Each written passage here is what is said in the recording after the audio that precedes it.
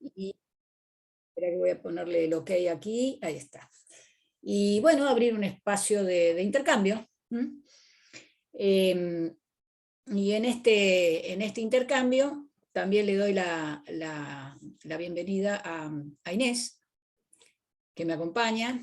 Es prosecretaria del Juzgado de Primera Instancia, tiene unas cuantas décadas de experiencia en el fuero.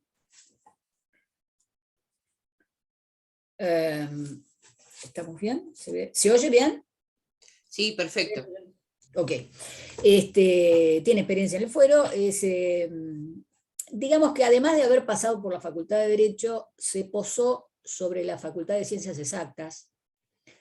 Y eso no es un tema menor, porque le da una impronta adicional a la lógica que implica el derecho en general. Como dato informal, excelente cocinera y aún mejor compañera. Bueno, en cuanto a mí, algunos, no sé si algunos habrán estado, no los veo a todos, pero no sé si algunos habrán estado en charlas anteriores. Me vuelvo a presentar, mi nombre es Marta Ruggiero, soy docente de esta casa no de mi casa, sino de la casa donde virtualmente nos comunicamos. Acá no me dejan enseñar mucho. He trabajado en estudios jurídicos antes de ingresar a la carrera judicial, en varios, de distintos tipos. Bueno, transité la carrera judicial hasta que me jubilé con el cargo de secretaria. Y continúo en la docencia. Como dato menos formal, pero no menos importante, practico aikido y bailo tango.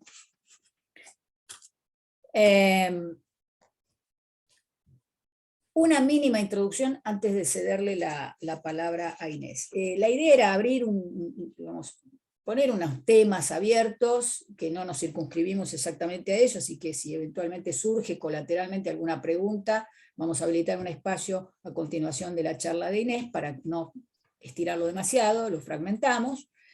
Y luego vamos a ver el tiempo que vaya quedando, arrancaré yo con otra temática. En la inteligencia de que hay dos puntas que son importantes, que es el arranque, la traba de litis, algunas cuestiones para la preparación de la demanda, sobre todo la notificación de la demanda, que eso ha generado muchas inquietudes. Y todo el itinerario de lo que se llama el proceso de conocimiento, el debate. Y la otra punta es, llegamos al final, ganamos, perdimos, pero los honorarios los queremos cobrar, de manera tal que esa es la parte de ejecución. Y más allá de todo el íter que significa el proceso desde el conflicto jurídico-laboral dentro de una empresa o dentro de una relación de trabajo hasta el punto final, hay un montón de matices, no los podríamos abarcar todos en esta oportunidad, pero sí queremos marcar algunas pinceladas, cosas que fuimos viendo, inquietudes que se fueron presentando por parte de algunos de ustedes, y destacar que el aforismo o la frase bíblica que dice los últimos serán los primeros, vamos a empezar con la parte de ejecución, con unos aspectos de la ejecución, porque la otra vez quedó un poco trunco, quedó poco tiempo, y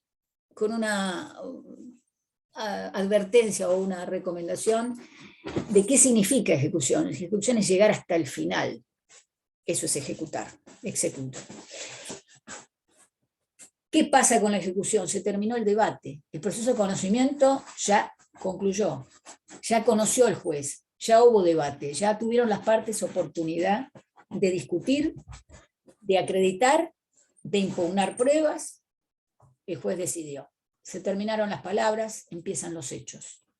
Ahí viene la parte de ejecución. Así que yo le cedo la palabra a Inés y después vamos a ir habilitando las preguntas al concluir ella. Bueno, ¿cómo les va? Buenas tardes. Como dijo Marta, yo me presento como prosecretaria de un juzgado laboral. Tengo más de 3 décadas en el fuero y mi idea es hacer una charla amena, sobre todo, y como dijo Marta, empezar por el final, que en algún punto se conecta con el principio, procesalmente hablando. Específicamente de ejecución, yo quisiera hablarle de los embargos, y me atrevo a hablar de este tema porque en lo cotidiano hay cierto malestar porque no se cobra. Esa es la realidad en muchos casos, porque el cobro está muy difícil, pero además porque en esta transición de pasar del papel al expediente digital, todos se están acomodando a las nuevas modalidades. Los embargos más cotidianos versan sobre los embargos bancarios. Y ahí entramos, si bien se conocen, o sea, cuando hablamos de expediente digital estamos hablando siempre de la notificación electrónica. Sin embargo, esto es el mejor ejemplo de que hay otros medios, otras comunicaciones que son virtuales, que son los DEOX. En sí, ¿qué es un DEOX? Un DEOX es un canal habilitado donde por una resolución de Cámara, que es la 15/20, los bancos se tuvieron que ir sumando y habilitaron un canal donde receptan la manda judicial.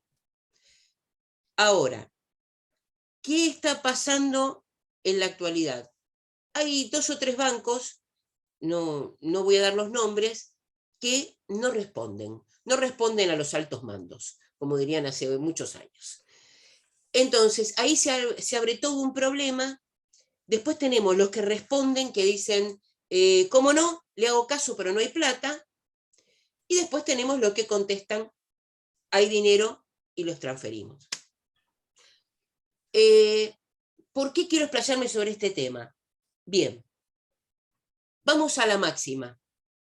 El banco contesta, ¿sí? Porque la mínima es que no conteste y es la peor. El banco contesta. Como dije antes, puede haber 2 opciones. Que conteste que el embargo se ha trabado y que transfieren, bravo, vamos para adelante, cobramos. O puede pasar que diga, tiene cuenta, pero no hay plata. Anoto el embargo. Bárbaro. Acá se arme un problema que es, ¿y con esto qué hago? Por lo general, ¿qué se hace? Se tiende a poner otro embargo en otro banco o en otra entidad. La realidad es que también se está poniendo en terceros, como por ejemplo Mercado de Pago. Yo llamo tercero porque no es un banco. El tema del Mercado de Pago es complicado porque es una entidad financiera, no lo es, pero bueno, ahora igual lo voy a tocar el tema. No está unificado el criterio, pero la mayoría de los juzgadores le tienen miedo a la multiplicidad de medidas. Es coherente eso porque a veces el daño que se produce es mayor que lo que se intenta cobrar. Esto no es para abrir un debate en cuanto a si el juzgador no le tiene que importar, tiene que ir porque el trabajador tiene que cobrar, sino que tiene que tener un asidero de la herramienta que está usando. ¿Qué quiero decir con esto? No es lo mismo trabarle un embargo a una multinacional, donde uno sabe que por ahí le puede trabar una cuenta, a una pequeña pyme, donde quizás con eso tiene que pagar al resto de los trabajadores. Entonces, si uno le empieza a trabar embargo en las distintas cuentas, por ahí eso se clava, se para, ¿sí? Por eso muchos de los juzgadores, de los jueces y juezas, no están de acuerdo con la multiplicidad de medidas. Hago hincapié en esto, ¿por qué? Porque en esos casos, cuando se vuelva a pedir, ustedes van a tener que ustedes te van a tener que ser claros en decir, bueno, esa medida la dejo y la rebajo, o esa medida la dejo sin efecto y busco otra. No es, bueno, acá estoy leyendo los comentarios. Ahora te el digo. tema, Ahora... sí, no.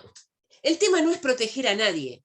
El tema es que en la cotidianidad no, a ver, esto es un cristal. Entonces, según el lado donde uno se pare, el cristal va a reflejar de distinta manera. Por eso, lo que se trata siempre es de ser ecuánime en las medidas. No es ¿Por qué? Hoy en día, y yo iba a ir hablando después de esto un poquito más adelante, el tiempo es muy acelerado. Entonces, si Juan Pérez tiene una cuenta en el Banco Pirulo y le cae un embargo, salvo que Juan Pérez sea Juan Pérez, que tenga el dineral, puede ser que la sucursal del banco se juegue, haga esto y le diga, mirá que te van a trabar un embargo. Pero la realidad no es esa. Entonces, cuando cae, y más en vía DEOX, esto no es que ustedes llevan un oficio firmadito, van por mesa de entrada, o la mesa receptora del banco, se lo sellan, y entonces, esto no existe más. Esto es la recepción de un DEO que ordena con fecha y hora de la recepción, donde el juez además, con eso, puede también decir, escúchame, el DEOX tiene tal fecha, tal número, y lo recibiste, y acá está recepcionado. ¿Qué pasó? ¿Por qué no me contestás? ¿Por qué no me decís qué pasa en la cuenta? ¿Cuánta plata había en la cuenta al momento que recibiste el DEOX? Por eso, en base a este marco, que es distinto al marco de hace 2 o 3 años, donde todo esto no entraba en movimiento, los jueces están, no todos, y esto no quiere decir que yo comparta los criterios, yo estoy hablando de lo que pasa, ¿sí? Como decía Tato Bores, no se agarren con el cartero, yo simplemente estoy hablando de lo que pasa. Entonces, en ese sentido, ustedes van a tener que tener la cintura de decir, bueno, a ver, este juzgado, bueno, a ver, yo trabé el embargo, pero me dijeron que no hay plata. Cuando pido el otro, ¿qué digo? Como también puede pedir, es cierto que los juzgados, casi todos, ay, se me cayó el auricular, qué vergüenza, casi todos no quieren tirar a través del Banco Central que se traben los embargos porque después aparecen 40 millones de contestaciones que aparecen en el juzgado. Pero sí, casi todos están habilitando que ustedes puedan pedirle al Banco Central lo que se llama la comunicación para que informen dónde tienen cuentas el obligado. Eso casi todos lo están haciendo y no hay ningún problema y el Banco Central contesta. No me quiero ir del tema y, bueno, no contesta el banco. Pasa el tiempo, se pide reiteración. Casi todos están aplicando una sanción monetaria, a veces en porcentajes, a veces en suma fija. Entonces, ahí es donde se abre un abanico que es, una cosa es la deuda del obligado en el expediente y otra cosa es la deuda que se va a generar porque esa entidad bancaria no contesta. Se abren 2 puertas ahí. Y en eso también tienen que tener cuidado. ¿Por qué? Porque el medio de comunicación al banco de la manda judicial es el DEOX, pero no sirve para comunicar otra cosa al banco, procesal y rigurosamente hablando.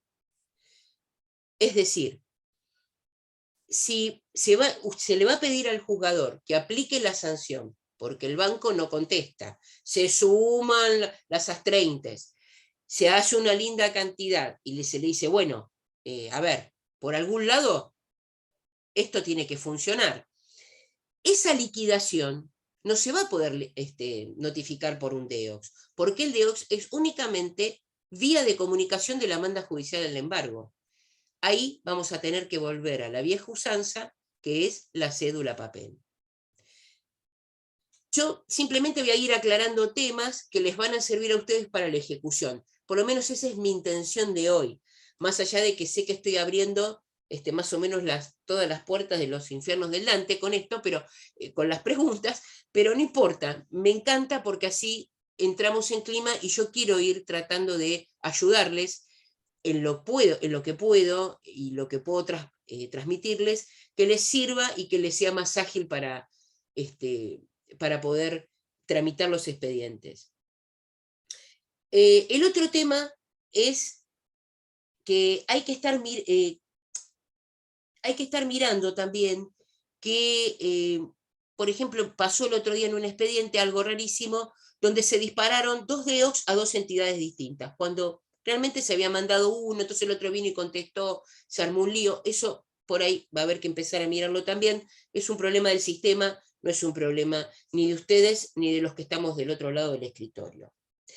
Recién decía que la ejecución toca un punto al principio, y esto tiene que ver con los embargos preventivos, ¿sí? Embargos preventivos. Yo voy a hacer un paréntesis acá y... ¿Cuándo se habilita un embargo preventivo? Se habilita cuando una demandada no contesta demanda o cuando rara vez, ya en lo cotidiano, no se absuelven posiciones.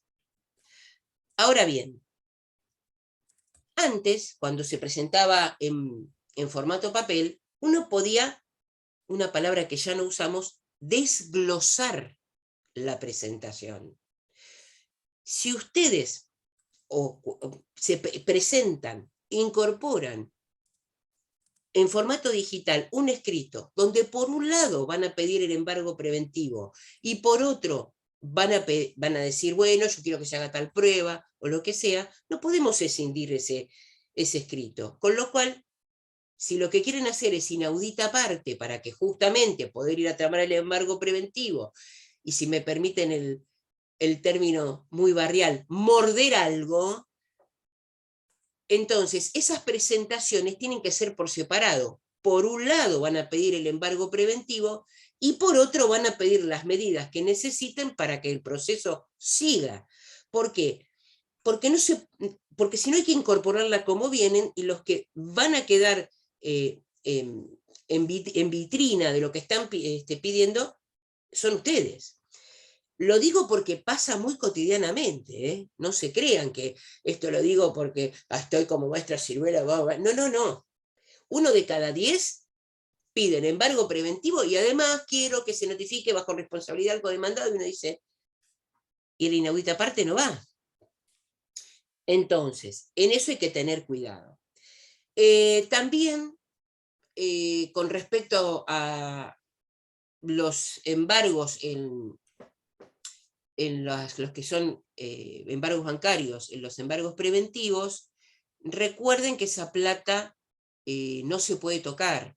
Entonces, yo recomendaría que apenas se pueda producir el embargo, pidan un plazo fijo, porque realmente la depreciación monetaria es tan grande en este momento que hasta que se resuelva, esa plata se va a ir diluyendo. Y justamente a raíz de esto, muchas de las nulidades que pueden presentarse es a través de la traba de embargo. Se presentan y dicen, bueno, yo me enteré porque me trabaron embargo la cuenta, y empiezan a plantear las nulidades. Bien, ahí también nos juega a favor lo que es la digitalización y la virtualidad y la aceleración de los tiempos. ¿Por qué? Por lo mismo que dije al principio. No es, uy, yo me enteré porque justo... No, no, no. Hay una comunicación formal vía mail, quizás vía WhatsApp, muy raro, donde el banco le informa al cliente, trabaron un embargo. Eso va a ser el respaldo de quien se presente, de decir, me presento dentro de los 3 días. ¿Sí? ¿Se entiende? ¿Me siguen bien? ¿Van bien? ¿Se escucha bien? ¿Están todos muy serios? Esto me asusta ya. Bueno. Ay, perdón, Inés, hay un par de preguntas, pero... Vamos. Bueno, Carolina Rodríguez tenía una pregunta para hacer, había levantado la mano. Ahí está. Sí. Perdón, pasa que yo no ejerzo nada, entonces como que tengo preguntas un poco que pueden ser graciosas para algunos, pero bueno, yo lo pregunto igual. Cuando se recibe el DEOX por el banco, son 10 días, ¿no?, que tiene para contestar. No, el plazo lo pone el juez. Ah, ok, o sea, ¿no hay un plazo fijado en la ley? no es un problema de que los plazos, por lo mínimo, tienen que ser 3, pero acordate que el juez puede poner el plazo que le considere prudente. ¿Sí? Si el oficio fuera un oficio de prueba informativa, tiene 10 días, y el banco es privado. Pero esto es para el embargo. O sea, no, que no es como una mínimo... prueba informativa, es una orden del juez al banco para que el banco inmovilice una cuenta y retenga de esa cuenta el monto del embargo. Bien, y otra cosa que me quedó medio pensando es, si el banco no contesta, se genera la deuda con los intereses. No. Está buena tu pregunta, Carolina. Me gustó mucho. Gracias, porque me quedo ahí. Por un lado, vos dijiste que No, está bárbaro. La deuda se va a generar cuando el juez diga que aplica la sanción. Es decir, el embargo, cuando sale diciéndole, mirá que si no me contestás, te voy a cobrar tanta plata por día, así, con el dedito inquisidor. Mirá que te voy a cobrar, te voy a cobrar, contestame. Y el banco dice, entonces, ¿ustedes qué tienen que ir a decir? Tienen que ir a decirle al juez, aplicale la multa. Pero eso se de una vez por todas. O sea, va por otro lado de notificación. Okay, exactamente. Entonces, el banco no contesta, a partir del plazo que le puso el juez se empiezan a cobrar la multa a las 30, pero... No, empiezan a correr, pero hay que pedir que aplique esa multa. ¿Por qué? Porque no contestó. Y cuando el juez no y te voy a decir por qué, Carolina. Okay. A partir de que empieza la ejecución, se aplica lo que a nadie del otro lado le gusta, que los juzgados solemos poner, es el artículo 46, que es que cesa el impulso de oficio.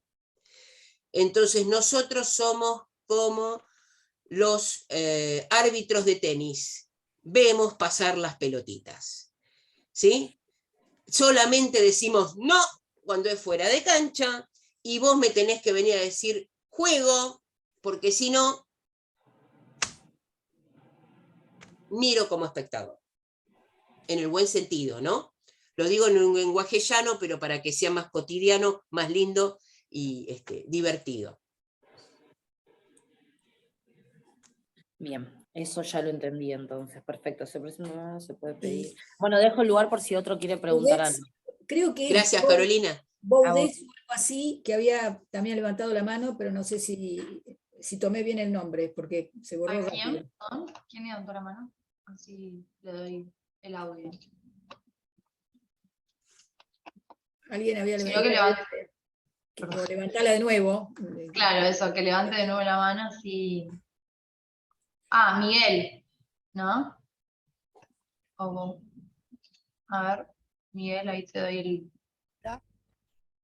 hay varias preguntas. Bueno, si quieren vayan levantando la mano y vamos... Sí, vamos contestando. Doctor Berna, qué gusto verlo.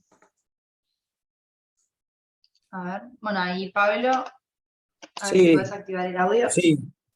¿Ahí me Ahora escuchan? le voy a contestar. Sí. ¿Qué tal? Buenas tardes, doctoras. Bueno, un gusto escucharlas y estar acá en esta reunión. Gracias, bueno, Pablo. lo que estaba pensando, es una reflexión que quería compartir, no una pregunta, porque ahora que con tantos sistemas informáticos tenemos tantas ventajas, pero sin embargo es una realidad tan preocupante la dificultad de cobrar los créditos laborales en juicio, yo creo que habría, o pensar una idea de propuesta, de que así como el Banco Central tiene la posibilidad de comunicar embargos simultáneos a todas las cuentas de una demandada por su número de quit, también se podría implementar un sistema automatizado con el Banco Ciudad de Buenos Aires, que cuando las sumas embargadas en todas esas cuentas que tiene esa demandada llega al monto del embargo, automáticamente se emite una comunicación que deja sin efecto todos los embargos.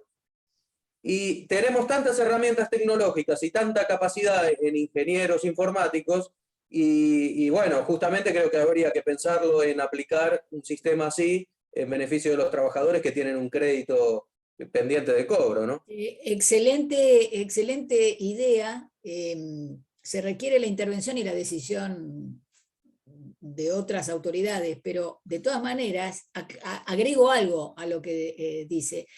El beneficio sería bastante más allá de los trabajadores. El beneficio sería para los letrados que tienen que cobrar, que también el crédito de los honorarios profesionales es un crédito alimentario, no solamente el del trabajador.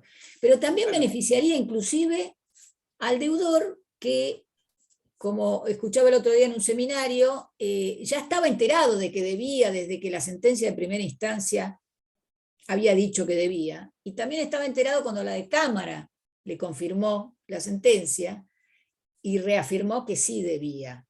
Y después se lo intimó después de una liquidación y también estaba enterado de que debía. Y aún así, por ahí quedó sin pagar. Pero aún así, también sería un beneficio para no mortificarlo más allá del límite del derecho de los acreedores, sean peritos, sean letrados o sea el trabajador. Es una excelente idea y es una una cabecera de playa para ir viendo de qué manera se puede implementar. Totalmente. Igual quiero contestar así que algo que apareció que sé que es una realidad y me parece oportuno antes de cederle la palabra a Rubén o a quien siga. El tema no tiene que ver con negar por el artículo 46 se diligencia en oficios. El tema es, lo que se le pide, esto no quiere decir que yo esté de acuerdo con todos los criterios de todos los juzgados, pero se le pide al letrado o a la letrada que dentro de sus posibilidades trate de averiguar para justamente facilitar la ejecución. Una cosa es venir y decir, mire, la verdad estuve averiguando, en este banco no, en este banco no, en este tampoco. Se puede pedir un banco al banco, perdón, se puede pedir un oficio al Central Comunicación para que diga dónde tiene cuenta y en qué entidad bancaria. ¿Por qué digo esto? Y sé que no va a gustar, pero yo siempre he dicho lo que pienso con respeto y con educación. Existen otros medios que son pagos, sé que son pagos, pero es algo que también pueden arreglar con los clientes. ¿Por qué digo esto? Porque como dice muy bien Pablo Berna, no hay un estímulo a que esto se vea en las proximidades de que acontezca. Ojalá acontezca. Entonces, hay medios informáticos de Internet que por un monto tiran hasta el grupo sanguíneo. Entonces, eso achica caminos para ustedes, que por supuesto es un costo. No, por eso no sé que es un costo, pero quizás con algunos clientes van a poder arreglar ese costo, ¿sí? Yo llamo un costo a 1.000 pesos, 1.500 pesos.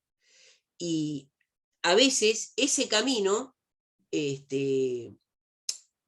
una posibilidad. Es cierto lo que dice Silvia, que el trabajador no lo quiere pagar. Ahora, eso no implica que no sirva, que no se pueda presentar como gasto. Digo, ¿no? Dejo la puerta abierta.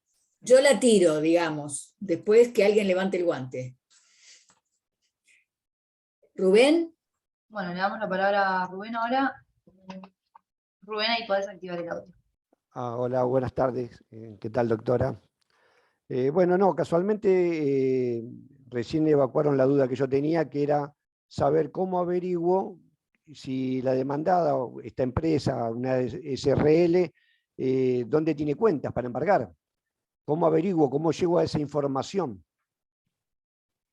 Está contestado. Bueno, ya está contestado, Rubén. Claro. Un gustazo. Acá hacían un comentario, no sé si lo llegaste a ver, primero que no contestan si no tienen un oficio del juez firmado. El DEOX sale únicamente con firma del juez, porque si no los bancos no lo reconocen para Exacto. contestar al abogado. Y lo otro,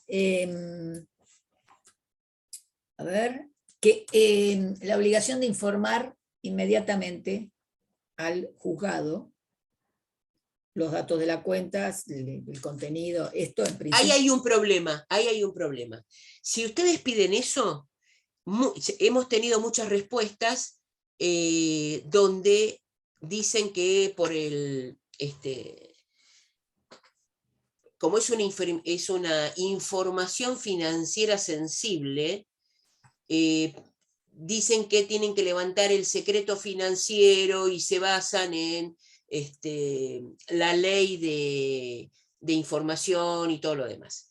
Ahí es un problema. Ahora, pedirle al banco que al momento que reciba el DEO informe si tenía cuenta y cuánto saldo había, no pueden negarse.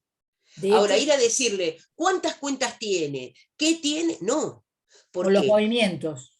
claro, pero a ver, la idea es decir, si la sospecha es, dada la manda judicial, quien la recepciona no la cumple, bárbaro, entonces está en todo su derecho quien hace y quien peticiona esa manda judicial decir, y es sospechoso, su señoría, mire, yo quiero saber al momento de recepción si tenía cuenta y cuánto había. Sobre todo cuando contestan, no hay plata y voy a tomar nota, ¿no? ¿Por qué no? Y de los que nosotros charlamos en el grupo así de conocidos de prosecretarios, la mayoría accede. O sea, hay un criterio en los juzgados de acceder. Sé que alguien ahí puso los nombres de 2 lugares donde se pueden pedir datos y hay uno más que tiene que ver con datos, ¿no? La empresa. Que no se llama datos, se llama datos No lo puede decir ella. Exacto, ahí lo está poniendo Eduardo, muchas gracias. Hay alguien también comentó que si se hacen múltiples embargos, deja inoperante a las empresas. Bueno, si van sobre cuentas que son para pagar sueldos, es cierto que el trabajador, el acreedor trabajador tiene que cobrar, pero los trabajadores que todavía no entraron en un pleito también tienen que cobrar, y si no cobran, vamos a tener otro conflicto. Entonces, Claro. acá en derecho lo que hay que sopesar es la armonía, o sea, cómo lograr la armonía entre 2 derechos, que además son todos de trabajadores. No es fácil la solución, pero sí una forma, que creo que es lo que proponía el doctor Berna, más la celeridad Claro. de levantar los embargos. La otra vez asistí también a un seminario en donde el criterio del que expositó en ese momento, que es magistrado, decía, y después levantaremos los demás embargos. Porque trabar un embargo en una sola cuenta alerta al deudor renuente, para que si tiene más cuentas, limpie el resto de las cuentas antes de que llegue el acreedor para inmovilizar el monto de su... Sí, yo también lo he escuchado, pero hay algo más que no se toma en cuenta. La movilización y la transferencia de ciertas sumas de dinero, cuando pasan cierto límite, el banco los cobra. O sea, yo con esto, no, al contrario, a mí, yo hasta subrayo lo que dijo la doctora Ruggiero. Para mí tiene carácter alimentario, no solo el capital, sino también los honorarios de quien está litigando. Y mismo de los auxiliares, que a veces son bastante vapuleados y los honorarios que se les regulan dejan mucho que desear. En muchos casos, gracias a los auxiliares, es como se llega a la sentencia, sobre todo en las pericias, sobre todo lo que tiene que ver con pericias médicas y muchas veces en las pericias contables. Entonces, todo tiene carácter alimentario y todos tienen que cobrar. Ahora, el tema es a qué costo. Pero, dada la inmediatez, y ojalá, como dijo Pablo Berna, se logre que en este entrecruzamiento de datos esto sea algo mucho más sencillo, mucho más sencillo. Es también sospechoso la actitud de los bancos que no contestan, porque son siempre los mismos y generalmente están relacionados, ¿no? Yo agregaría a alguno más, Silvia, y generalmente están relacionados con una empresa en particular. Entonces, ¿cuál es ¿cuál es la relación de esto? no sé, pero tienen las herramientas como para pedir en el momento, decir, bueno, ¿qué pasa? Hemos tenido respuestas porque, y esto lo digo contestando, Marta, a una pregunta de qué pasa si se llega al fuero penal o no. Claro que se llega, pero hay que trabajarlo, porque la denuncia se hace en penal. No es que frente al fuero, que no, en este caso laboral, que es el que yo puedo hablar, la denuncia de la falta de comunicación conforme el 229 hay que ir a hacerla penal. ¿Con qué? Con las pruebas que se logran en el laboral. Ahora, en el juzgado donde estoy actualmente, se ha hecho penalmente responsable no solo la entidad, sino el gerente de la sucursal. Y en otros casos hasta la intimación era aplicar astraintes a la autoridad del banco responsable de dar la respuesta. Y ahí aparece la respuesta. Oh, mira qué casualidad. Oh, o el pajarito. Apareció la respuesta.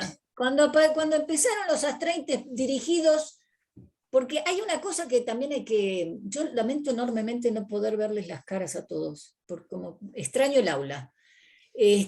No saben cómo los extraño aún en el hipotético anonimato.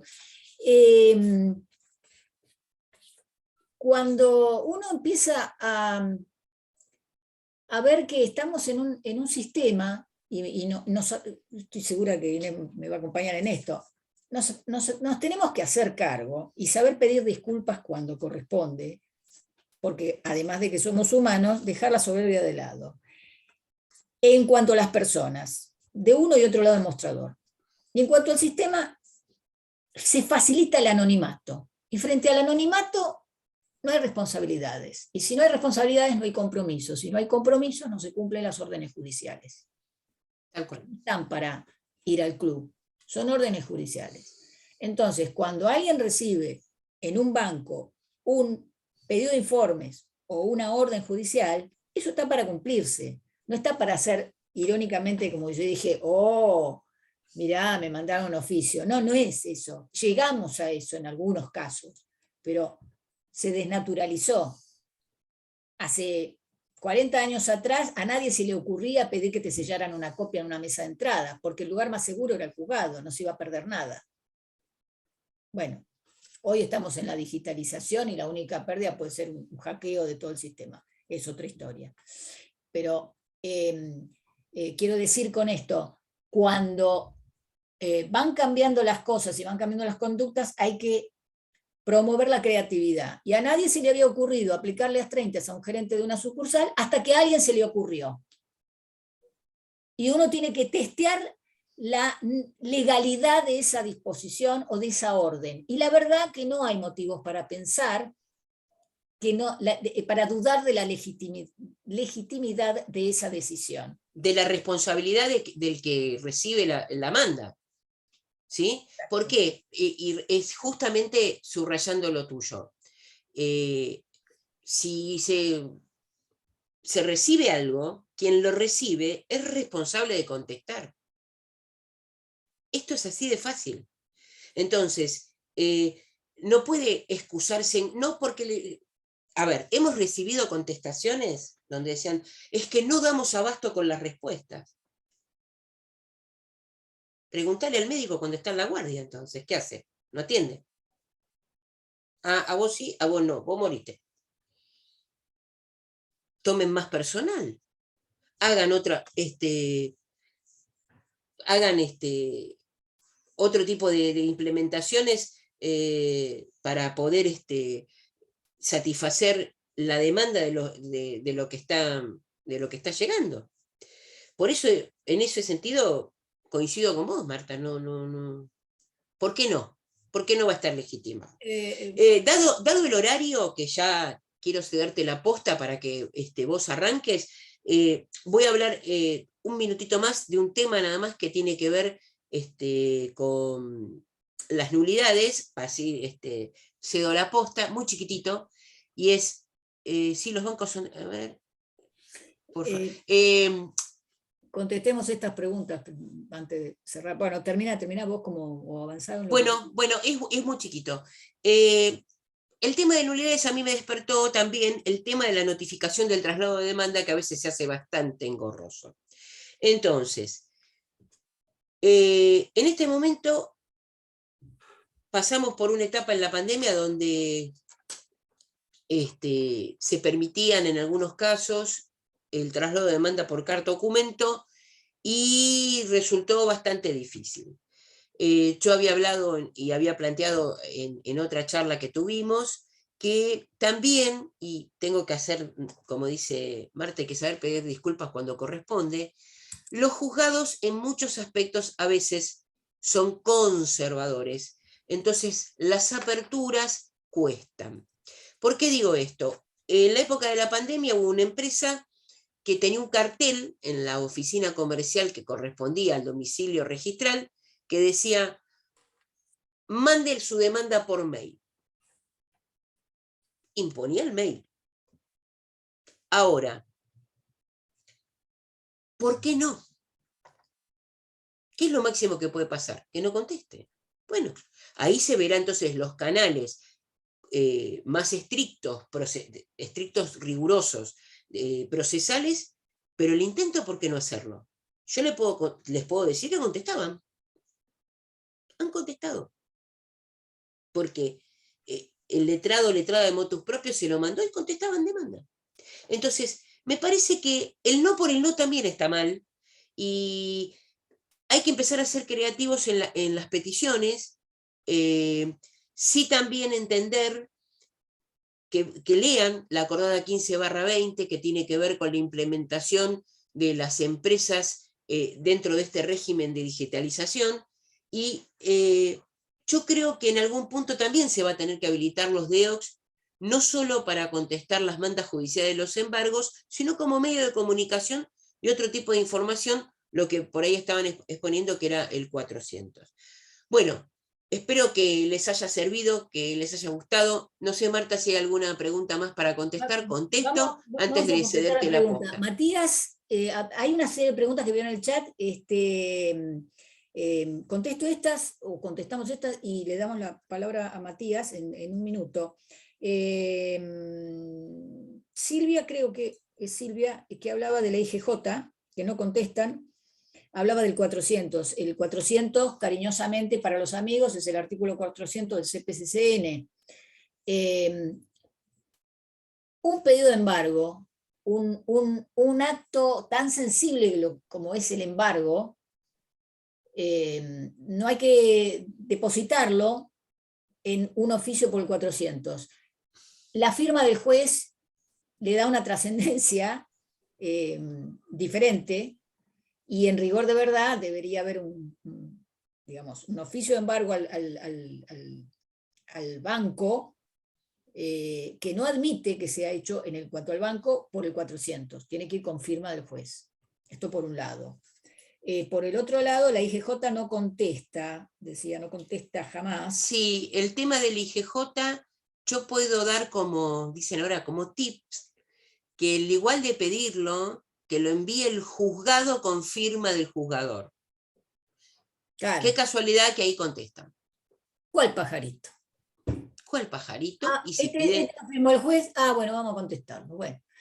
Sí. Más trabajo para el juzgado, y puede ser, sí. Pero bueno, si es papel, lo hacen y piden firma y sello. Y si es... no reciben ya.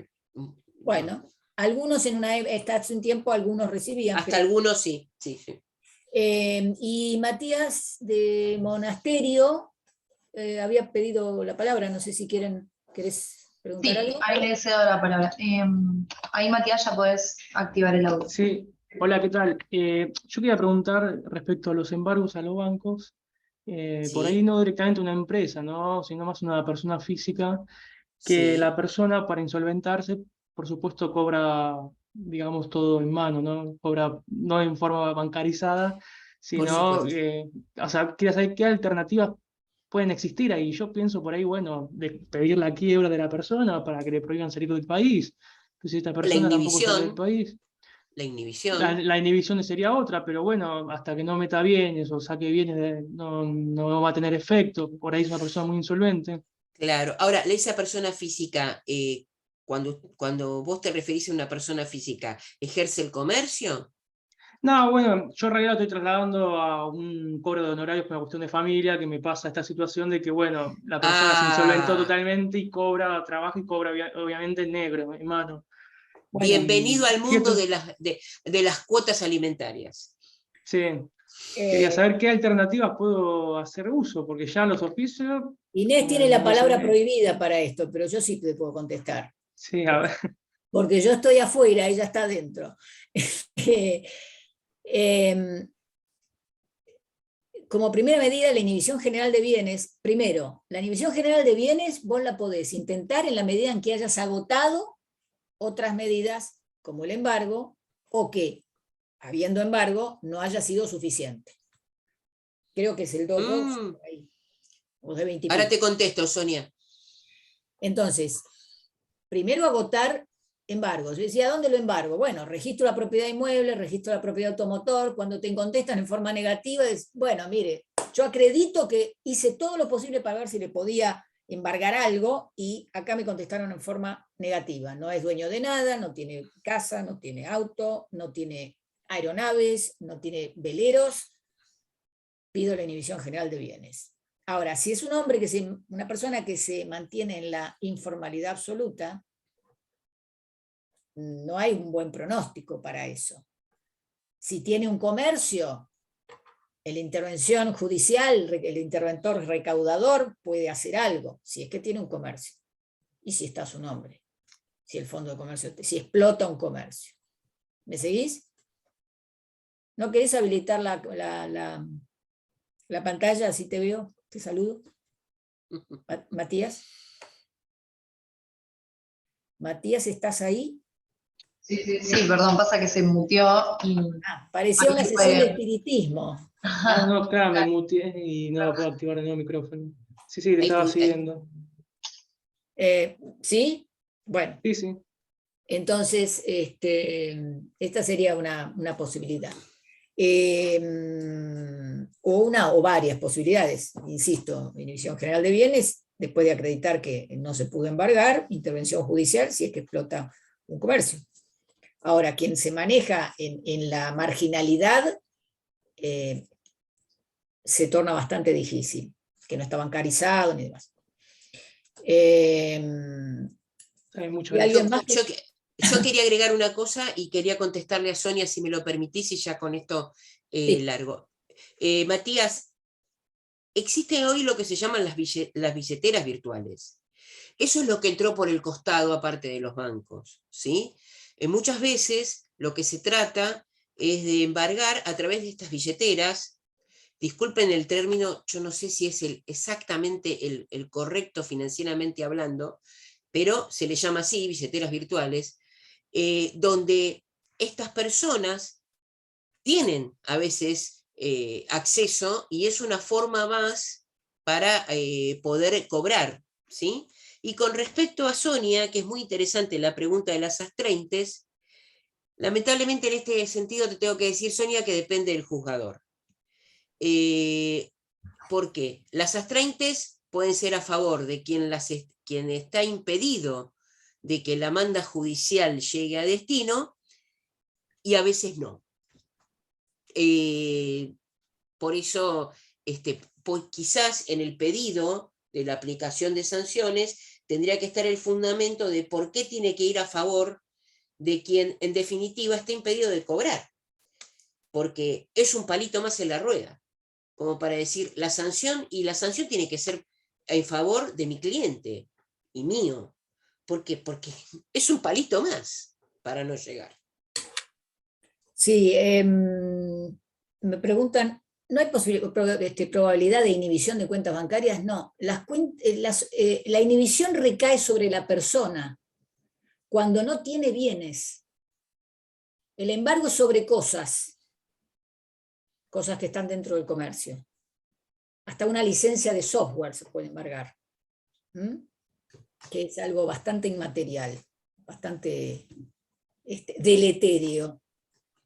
Pero la inhibición recae sobre la persona con nombre y apellido cuando el patrimonio como un atributo de la personalidad se ve incrementado por algún bien que está dentro del comercio, ahí se lo inhibe para que no salga de ese patrimonio. Y cuando no sale de ese patrimonio, habilita el embargo, y en su caso el embargo ejecutivo para hacer líquida la suma deudada. Wow, da para bastante tiempo más. ¿Seguimos con esto o Lo que vos digas. tiramos un par de temas ya? Gracias a Viviana por tus comentarios. Vamos a hacer lo siguiente. Voy a hacer un par de cosas que están vinculadas con la primera etapa del pleito. Les pido, todos los que levantaron la mano, déjenla, porque vamos en los últimos 10, 15 minutos, vamos contestando lo que se vaya presentando.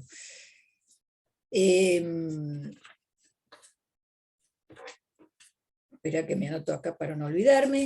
Y bueno, yo tenía pensado algunas cuestiones sobre medidas preliminares para demandar bien, para demandar mejor. ¿Y cómo hago abuelo de pájaro? Para decirles tips que tienen que ver con la primera etapa. A ver cómo lo sintetizo. A veces no saben a quién demandar, porque el empleador falleció y no sabemos si tiene herederos, si el hijo es menor, si es mayor, si la cónyuge, si hay tramitado una sucesión. Pueden pedir una medida preliminar antes de hacer la demanda, para mejor demandar, para saber bien los datos de la persona a quien se va a demandar o de la representación legal que corresponda. Si es un menor, un tutor, un incapaz, un curador, etc. ¿Por qué no es tan fácil pedirlo con éxito, la medida preliminar, cuando se trata de averiguar un domicilio? Porque todo aquello que tenga registro excluye la posibilidad de pedirlo, de habilitar la medida preliminar. Le van a decir muy alegremente, siendo carga procesal de la parte, no al lugar. Porque desde el Registro Nacional de las Personas, IGJ, se puede obtener el domicilio. Distinto es cuando ustedes dan un domicilio, el oficial notificador, al dar traslado de la demanda, informa que la persona no vive ahí, bueno, y ahí ustedes pueden pedir un oficio para que IGJ informe, o para que, si cambió el domicilio o el domicilio registrado en la IGJ hubiera cambiado, actualice el domicilio y llegue a buen puerto. Respecto de la modificación de la demanda, todo actor puede modificar la demanda hasta tanto no esté notificada al demandado. Y modificar la demanda significa modificar no necesariamente la cuantía, sino el contenido, los hechos, o incorporar un nuevo demandado. Y si alguien se olvida un rubro, porque puede ocurrir que se olvide algo, no me refiero a cosas que lleguen a conocimiento a posteriori, porque eso entra en la categoría de hechos nuevos y tiene otra regulación. Si alguien demandó por despido con todos los rubros y se olvidó de poner las vacaciones, ya no puede modificar ni incorporar eso en ese expediente, porque ya está cristalizado o trabada la litis. Ya está notificado el demandado. O si hubiera varios demandados, basta con que uno se notifique para que ya no se pueda modificar. Eso está en la resolución 18/97, este detalle de cuando son varios los demandados. ¿Qué se puede hacer como tip práctico? Iniciar una nueva demanda, sortearla, y al momento de iniciarla, aclarar en el escrito la demanda por esa diferencia, que guarda relación con la que ya está iniciado, que ese juzgado donde tramita ha prevenido, y que solicita que se lo remita por conexidad. Pero hay una persona que dijo, ay, no pude reclamar las vacaciones porque se me pasó. Pero ¿cómo se te pasó? No, me olvidé. Pero no entraste por otro lado. Es un atajo. Eso va a significar un nuevo traslado, pero se va a acollarar al otro expediente. Acollarar, yo sigo todavía con la imagen analógica de lo que es un expediente papel. Se va a acollarar digitalmente en la actualidad. Es decir, no pierden porque se olvidaron de algo si entran por este otro camino. Y como tienen que denunciar la prevención, o si hay conexidad, automáticamente va a ir al juzgado que previno. Una cuestión que tiene que ver con relación a la notificación de la demanda. Hay un caso que me sirvió, que lo vi y dije, me va a servir para exponer varios temas, como andamos de tiempo. Justo estaba mirando un expediente y en el traslado de demanda observé que decía algo así como: por presentado, por parte, por constituido el domicilio, cobras y traslado de la demanda por artículo tal, hágase saber al actor. Miren esto, quizás alguno ya tuvo la experiencia. Me pareció muy interesante. Y cuando Inés hablaba de creatividad, me parece que la realidad ha generado que esto se concentre, y en cumplimiento del principio procesal de concentración, condensaron todo en esta providencia.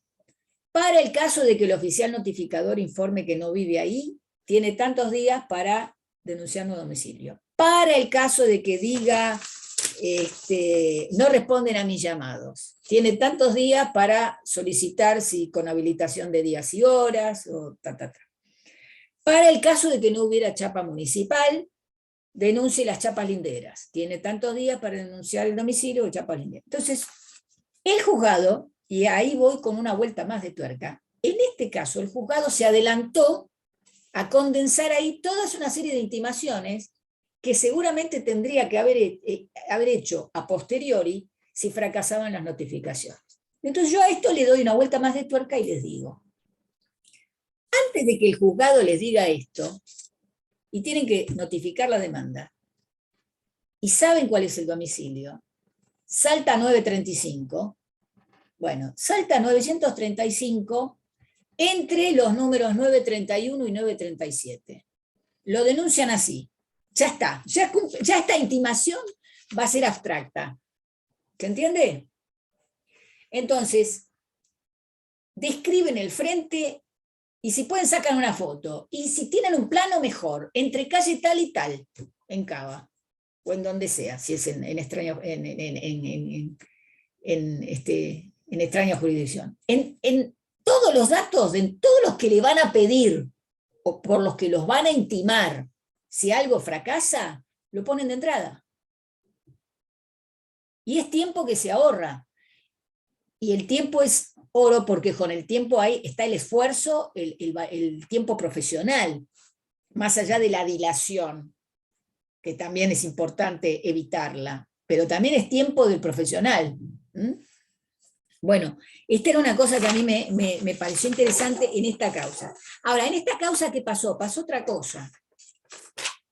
Se trató de un caso en el que el trabajador había tenido un accidente, creo que en el 2013, y le dieron el alta sin incapacidad en marzo del 2014.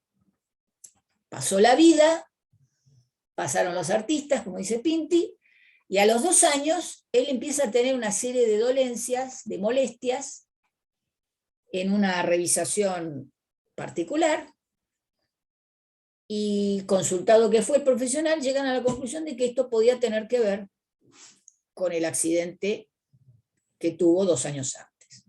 Entonces se inicia un ciclo, digamos que en mayo del 2016, esto es después de 2 años del alta sin incapacidad, y en junio del 2016 inicia la demanda.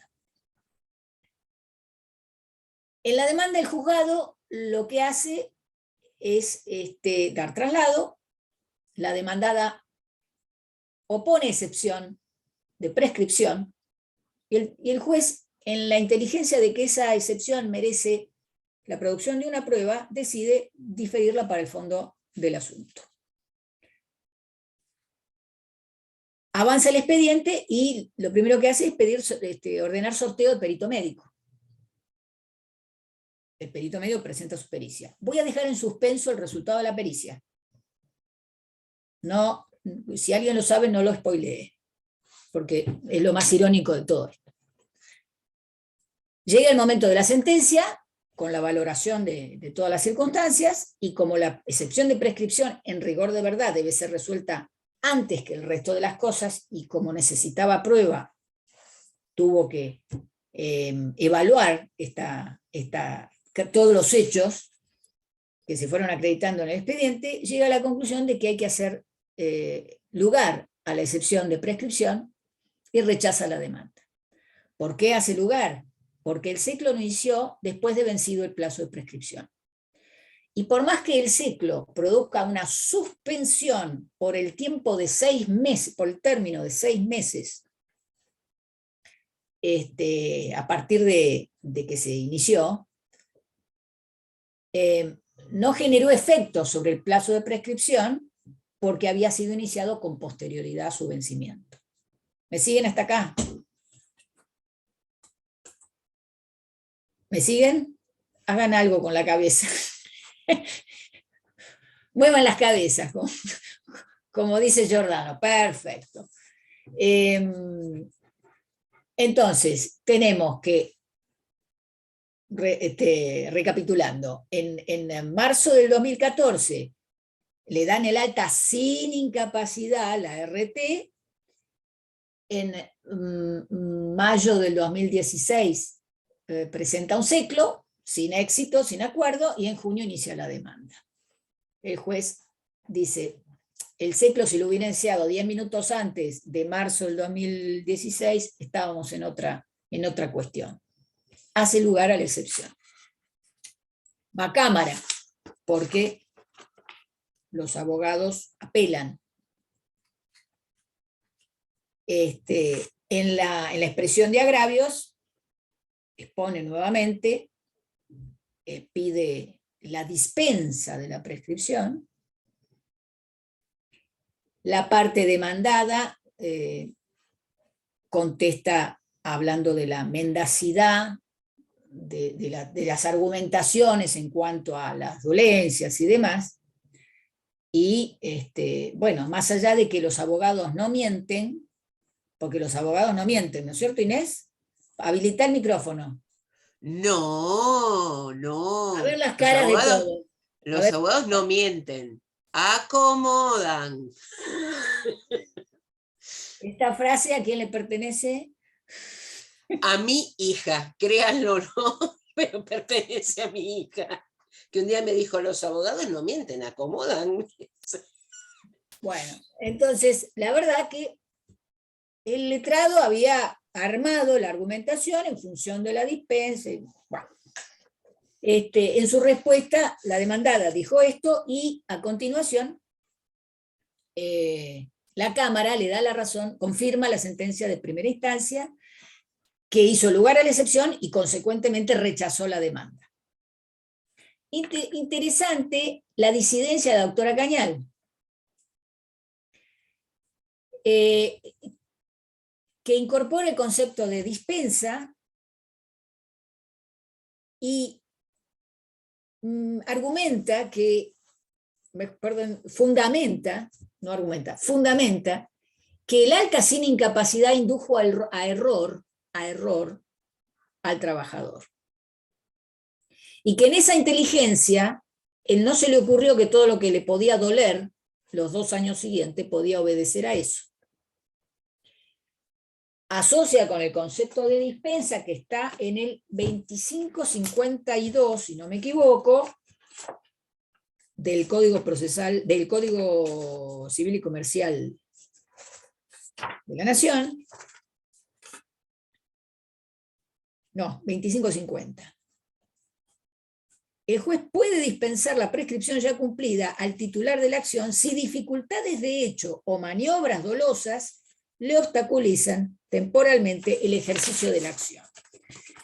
El tópico y el capítulo de prescripción sugiero tenerlo muy a mano desde el Código Civil porque tiene gravitación en la excepción en tanto se plantee durante el fuero del trabajo, particularmente con este tipo de naturaleza de estos reclamos. Así que la doctora Cañal esgrime este fundamento y por su voto fue en minoría, y la sentencia terminó confirmando, la alzada confirmó la sentencia de primera instancia que rechazó la demanda. Acá viene la pregunta. Espérate, quiero ver un poquito más la cara. ¿Qué creen que dijo el perito médico?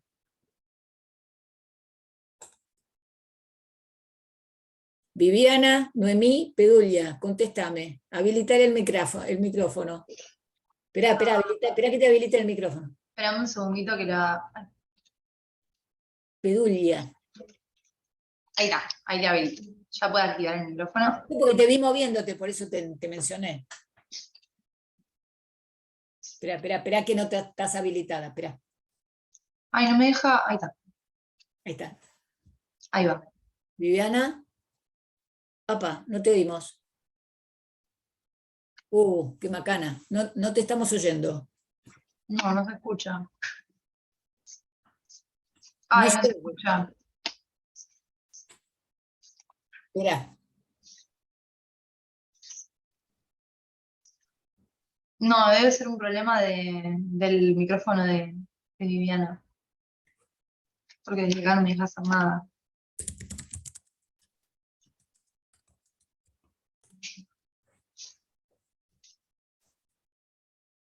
Bueno, no importa. Superemos este episodio técnico. ¿Qué creen que resolvió el perito médico? ¿Qué dictaminó el perito médico? ¿Alguien tiene idea? ¿Que os supone algo? El perito médico le dio el 10% de incapacidad atribuible, exactamente, Viviana, ahí lo escribió, efectivamente, con relación causal respecto del accidente. ¿Qué me cuentan? Entonces, con este caso tocamos varias cosas. Una, poner toda la carne en el asador cuando cuando tengamos que fijar un domicilio en la demanda y poner todo antes de que lo intimen. Segundo, la excepción de prescripción cuenta con un aditamento que es la dispensa de la prescripción. Es un artículo que casi nadie usa, en los casos en que hay transcurso del tiempo suficiente, ¿no? Entonces hay que tomarlo en cuenta. Y segundo, o tercero, mejor dicho, donde hay un abogado hay dos opiniones. O sea que si hay dos abogados o si hay tres en una sala, acá encontramos una opinión en disidencia, con lo cual, ¿cómo se dice? Abrimos el juego de posibilidades. ¿Cómo andamos de tiempo? Bueno, había un tema que se llama pasado, presente y futuro del libro de notas, pero me parece que lo vamos a dejar para la próxima, porque sigue habiendo, ¿cómo se dice? Bastantes preguntas. En cuanto a esto, no quiero agregar mucho más, solamente tener en cuenta los elementos que interrumpen el plazo de prescripción.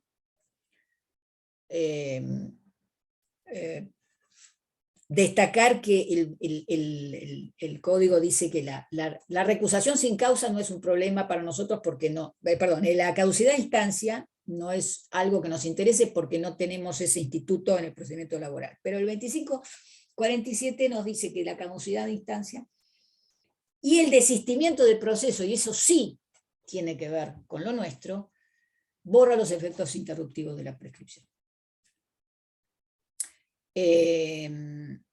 Así que bueno, este es otro artículo dentro de este capítulo que yo sugiero revisarlo, tenerlo presente como una herramienta más.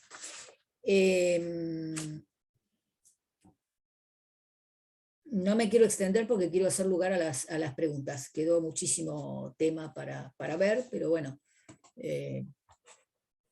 pasemos en tal caso. No sé si... Pasamos a las preguntas. Y acá yo estoy viendo algunas, bueno, tema de capacidad, había relación de causalidad. Hay una respuesta Bueno, muchas gracias. Que sí, estamos pensando en otros temas. Bueno, si alguno tiene alguna pregunta, si no, completamos alguna cuestión sobre...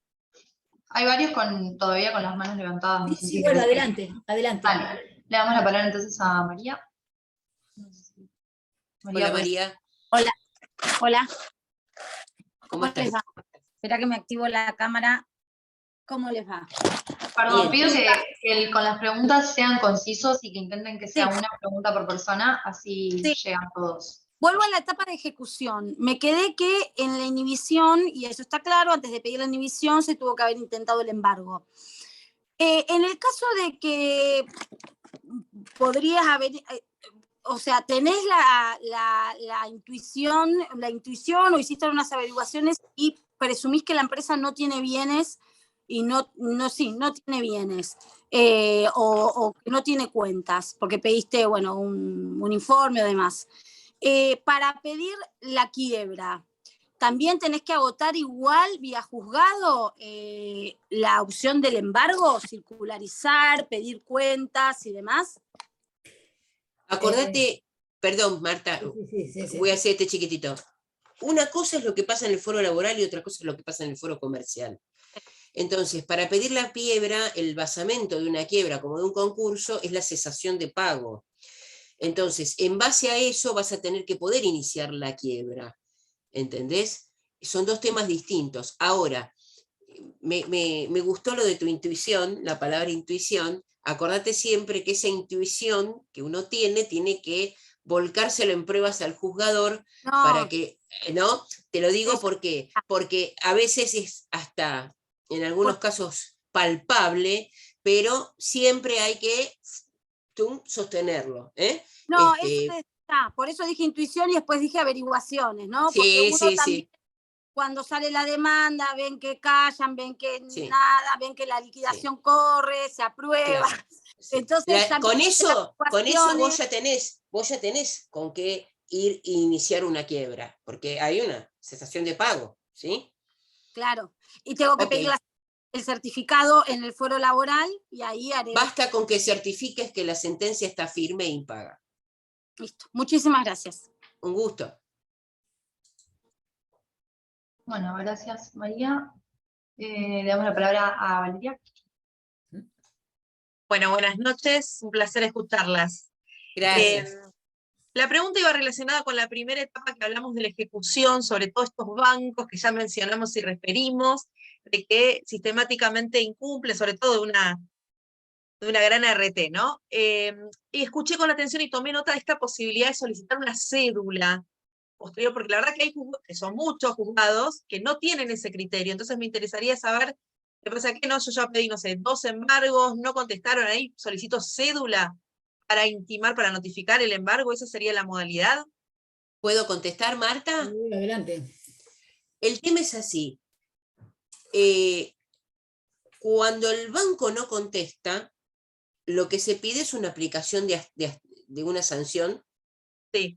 ¿Sí? Esa aplicación de sanción es la que se le notifica al banco. Por eso yo empecé diciendo, si vos te acordás, con el dedo inquisidor, mirá que te voy a cobrar, mirá que te voy a cobrar. Pero eso es la amenaza. Entonces hay que llevarlo al efecto. El efecto va a ser cuando el juez ordene la aplicación. Que son muy reticentes, doctora, muy reticentes a darnos los constraintes.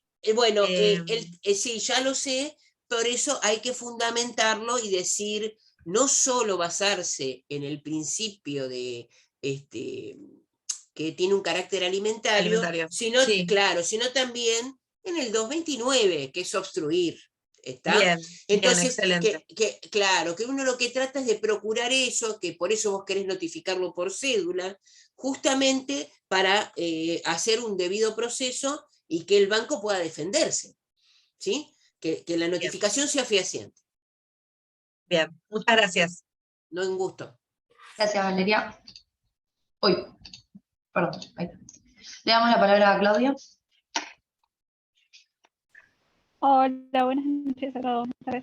Consulta, doctora, usted estaba hablando recién sobre un caso, el caso ese de prescripción del caso de ART, y me quedó, o sea, por un lado me quedó la inquietud respecto a por qué no hicieron ninguna oposición anterior cuando dijeron, bueno, eso se va a resolver, como que lo dejan para más adelante porque hay que producir pruebas.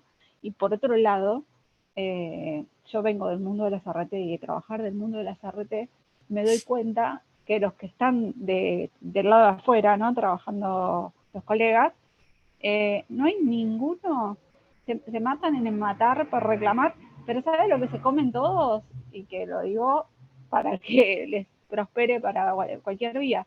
Una de las cosas que se comen todos es pedir el examen, así como te hacen el preocupacional antes de ingresar, el examen de egreso laboral, digamos. El Porque eso también es postocupacional. otra. El postocupacional, nadie lo pide. Y además, es obligación de digamos, no solo del empleador, la RT tiene que cumplir con todos los que son los controles periódicos, un montón de normas que hay. Y entonces, se comen un montón de cosas que le pueden indicar a la RT y obviamente también al empleador, y así los tienen agarrados a los dos. Y la Superintendencia de Riesgo de Trabajo es muy quisquillosa con las ART. Las multas que pone son de valores muy elevados sobre las ART. Bueno, o sea, por pagar una incapacidad fuera de término, que son 15 días el plazo para pagar una incapacidad, la multa es de 4 millones de pesos, como mínimo, de ahí para arriba. Y si te comiste tres veces, te mandan un requerimiento bajo percibimiento de pérdida de la licencia por desconocimiento de la normativa. O sea, te liquidan la RT. Claudia. Sí, la escucho. Contesto brevemente lo del artículo. Bueno, lo del caso. Lo del caso. No hay oposición porque es tajante la ley, es contundente. El artículo 76 dice claramente, cuando la excepción, el artículo 76 de la LO describe todas las excepciones que van a ser consideradas previas, ¿sí? Ahora, con una característica respecto de la excepción de prescripción. Tiene que ser clara de primera agua, que no haya que pensar ni evaluar nada. Si hay que evaluar algo, si hay que probar algo, si hay que acreditar, por ejemplo, la antigüedad. Los recibos dicen que entró el 1 de enero del 2020, pero los testigos dicen que entró el 1 de enero del 2018. Eso requiere una evaluación de prueba. Si requiere una evaluación de prueba, va con el fondo del asunto. No hay tutía en eso. Y uno de los argumentos de la doctora Caña, y ahora les doy el dato, que alguien lo está pidiendo por el chat, es que razonablemente el juez consideró que había algo que analizar porque sorteó perito médico. Claro. Consideró que había que analizar a ver cuándo pudo haber tomado conocimiento de esas dolencias, necesitaba prueba. Ahora, como resultado de esas pruebas, el juez entendió que el actor no logró acreditar en qué momento tomó conocimiento, o mejor dicho, no logró acreditar que ese conocimiento lo tuvo antes de los 2 años, o posteriormente a los de los 2 años, con una dispensa en el medio, que es el criterio de la doctora Cañal. Pero sorteó perito médico. Y eso es uno de los argumentos que usa la doctora Cañal. Y el caso se llama, ¿dónde lo tengo? Escribilo en el chat, Marta, así todos toman nota. Sí, espérate que ahora se los paso. Mientras tanto, pasarle la pelota a alguna otra pregunta. Fodrini. Bueno, hacemos la Gracias, doctora, y perdón, pero era pregunta y aporte lo mío. Sí, está entendido. Gracias. No, al contrario, gracias a ustedes. Bueno, le damos la palabra a Martín, hacemos la última pregunta antes de finalizar la clase. Hola, ¿ahí me escuchan?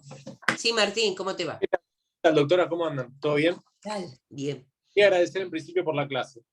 Y segundo, les quería hacer una pregunta en relación a esas 30 que estábamos hablando anteriormente, que dijeron que para pedirlas hay que hacer hincapié en que son de carácter alimentario, en este caso el trabajador. No. Yo lo que hice hincapié fue en otra cosa, Martín. El tema es este. Está dividida las aguas. ¿Para quién son las astreintes? Por eso alguien me preguntó y me pareció muy oportuna la pregunta. Las astreintes, en el principio, hace mucho tiempo, en algún momento se aplicó para la biblioteca. Ustedes son muy jóvenes, pero porque tiene que ver con un incumplimiento por parte de una oficiada. Ahora, yo lo que digo que es, para que las astreintes sean en favor de quien no recibe la información, tiene que sustanciarse en que justamente bordea el 229 de lo que tiene que ver la responsabilidad en el fuero penal, y que además es un palito más en la rueda para poder llegar al cobro que es de carácter alimentario. Eso, quería preguntar, ¿del 229 de dónde? Del Código Penal. Ok, está bien, esa era la duda concreta. Por favor. ¿Querías decir algo más? No, era esa la pregunta principalmente porque... Una de las cosas por las cuales comparto muchas cosas con Inés es que no en todo estamos de acuerdo. Entonces, la disidencia, así como en las salas, yo creo que las astreintes, y no me acuerdo ahora la norma, pero la tenemos, lo busco para la próxima, porque no lo tenía en temario fresco, son a favor del perjudicado por el incumplimiento de la manda judicial.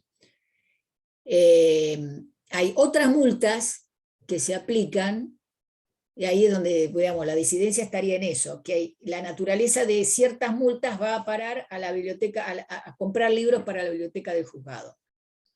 Ciertas multas. Y las astreintes podría el juez ejercer una facultad como para decir, bueno, esto va para comprar lapiceras, o comprar memoria RAM, no sé, para las computadoras. No te digo impresora porque hoy prácticamente no se usa, pero...